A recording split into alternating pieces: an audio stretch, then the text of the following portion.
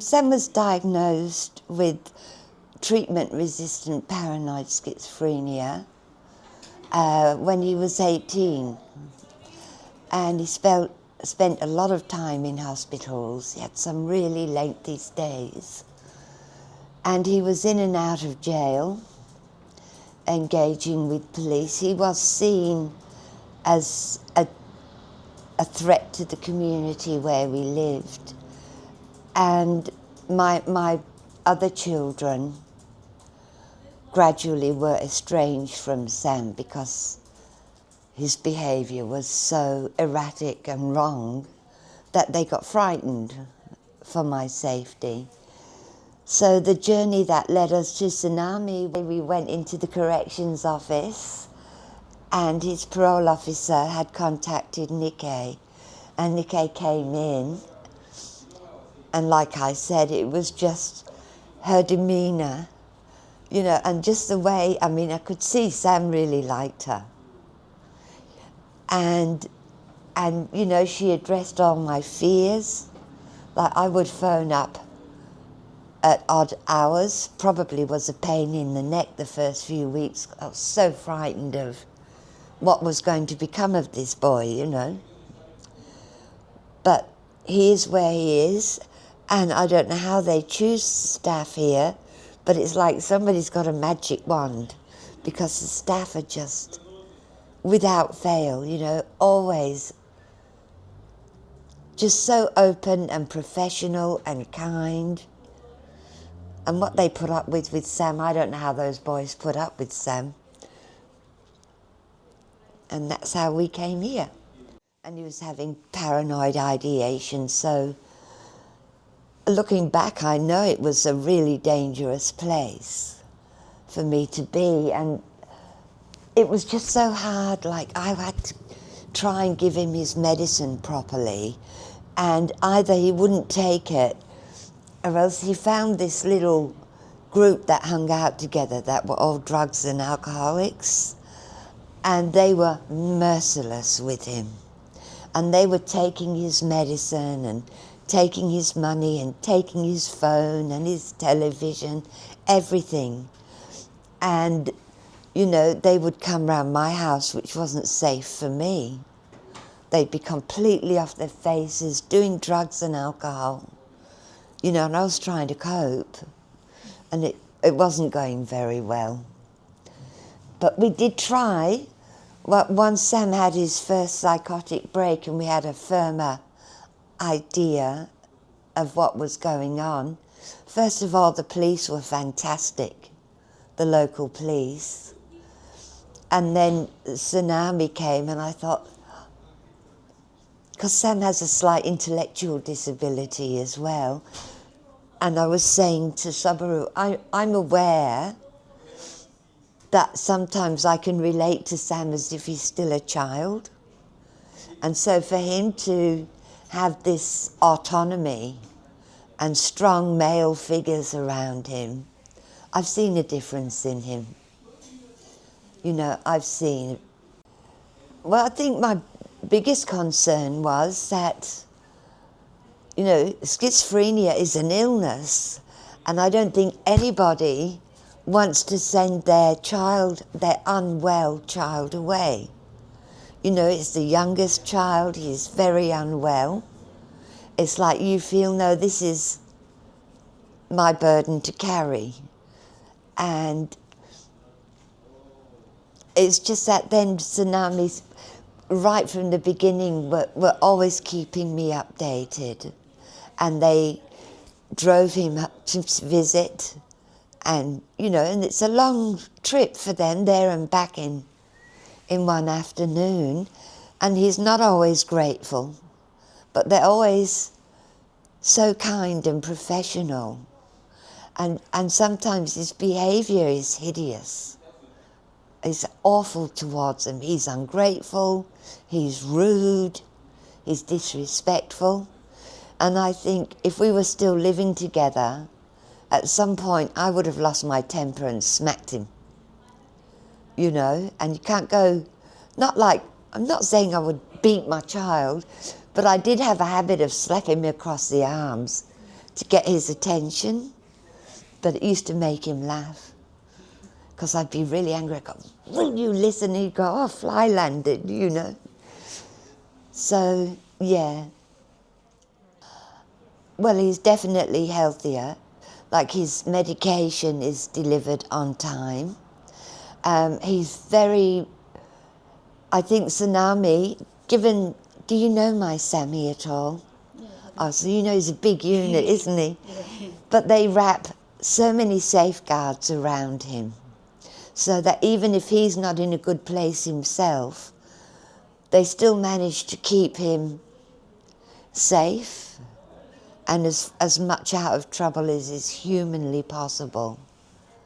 So I've noticed that he does have a bit more quiet confidence about him, and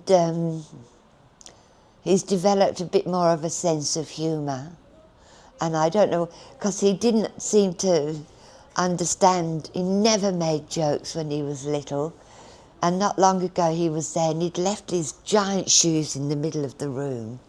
And I'd got cross and said, Sam, how many times do I have to tell you to put your shoes away? And he said, you told me to ignore the voices.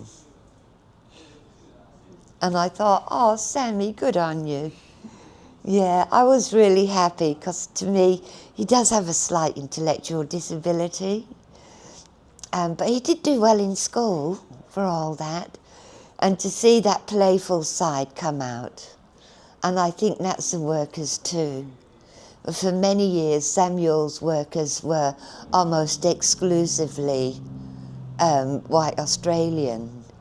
And so I think he's in a much more culturally comfortable place for him.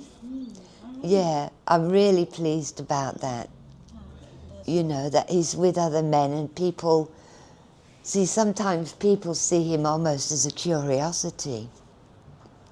You know, this big, so dark for an Aboriginal person, so big, you know, that I think that was quite often was the focus of his workers, and almost like he was a danger. But I never get that feeling from any of the Senami workers. I don't think anybody has ever held a grudge for his bad behaviours, and they do everything they can just to support him to come home and to support him in cultural stuff he has to do as well. Oh, look, it's been wonderful. I mean, at first I just missed him terribly. But, you know, I did have this stroke and I'm not well, I'm not particularly mobile. And I do have a tendency, I know I do, to be like this mum, you know, which annoys him. And so we can get annoyed. And Sam's also, he'll lumber around and quite often he'll walk past me and not realise he's bumped into me until I'm fallen over. But, you know, it's mainly that just not having a house full of drug and alcohol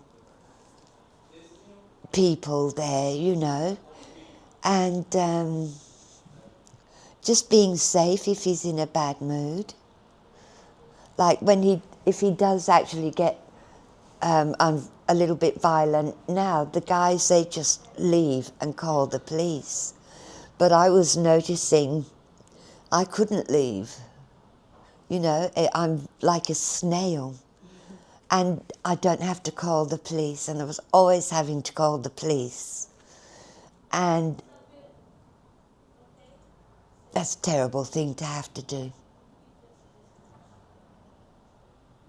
You know, when you see your child, and I'm saying he was only 18, this one particular instance, he was actively engaging with the voices, and he'd had drugs and alcohol. And according to the police report, someone had called him a really terrible racial slur, and he'd gone them. So they've rung the police, because obviously they're brave. And the police came, and Sam just chased him. He just went, this poor policeman, and they're running through the dark and the policeman had to pull a gun on Sam, and it was a really big incident. But for me it's always been that thing of seeing, because they know Sam. So if they get a call about Sam, they always come 6 or 8, like 2 to 3 patrol cars. And it just looked to me like bear baiting. There's my Sammy all on his own, and there's this circle of the biggest policeman they can find. You know, and then the police were saying things like, in the end it was the police who got an intervention order because they were convinced that sooner or later Sam would harm me quite badly. Not because he's nasty, he's not, he's a lovely lad, but when he's unwell, he's driven by like fear and a deep despair, you know, and then he can't quite account for some of his actions. And he's a big boy I mean, he's picked me up and thrown me as far as he could.